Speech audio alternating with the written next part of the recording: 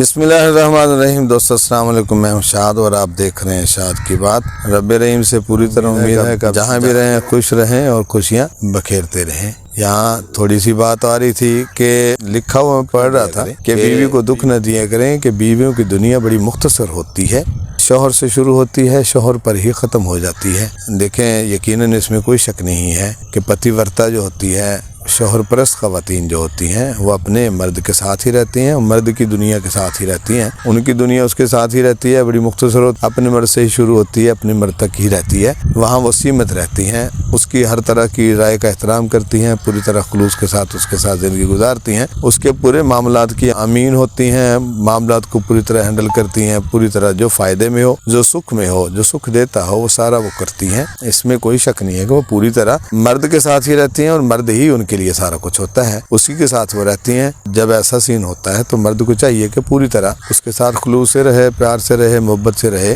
کہ دکھ تکلیف نہ دے،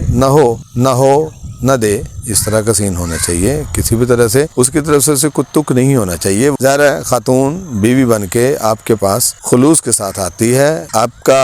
ساتھ نبھانے کے لیے آتی ہے، آپ کی زندگی کو جذباتی جسمانی ساری چیزوں کو وہ آسودہ کرنے کے لیے آتی ہے، تو یقیناً وہ تبھی آسودگی دے پائے گی جب وہ آسودہ ہے، وہ ذہنی طور پر کمفرٹیبل زون میں ہے، پوری ضرورتوں کے ساتھ ہے، پوری احساسات کے ساتھ ہے، اس خیال کے ساتھ رہ رہی ہے کہ مرد مجھے چاہتا ہے، مرد مجھے پوری طرح ٹائم دیتا ہے، پوری طرح میرے ساتھ ہے، میرا احترام کرتا ہے، اور اسے محسوس ہوتا ہے کہ واقعی اس چھتری کے بغیر، اس مرد کے بغیر، اس سوچ کے ساتھ رہ رہی ہوتی ہے اور بڑی آسودہ رہتی ہے کہ شاید اس مرد کے ساتھ اگر میں نہ ہوتی تو میں آسودہ نہ ہوتی یا مطمئن نہ ہوتی، یہ میرے لیے میری تکمیل کا باعث ہے، میرے لیے مجھے مکمل کرنے والا یہی مرد ہے۔ اگر یہی سوچ اس کے ساتھ رہ رہی ہے تو اس کا مطلب یہی کہ شوہر اس کو جو ہے پرامن رکھے ہوئے ہے، خوش رکھے ہوئے ہے، اس کا احساس ساتھ رکھے ہوئے ہے، اس کو محسوس کرتے ہوئے رہ رہا ہے، اس کو پیار اور خلوص دیتے ہوئے رہ رہا ہے۔ یہ بات اپنی جگہ پہ ہے، یہاں دو رائے بالکل بھی نہیں ہے۔ مرد کو اپنی بیوی کو دکھ کسی بھی طرح سے نہیں دینا چاہیے، پوری کوشش کرنی چاہیے، حد الوسع کوشش کرنی چاہیے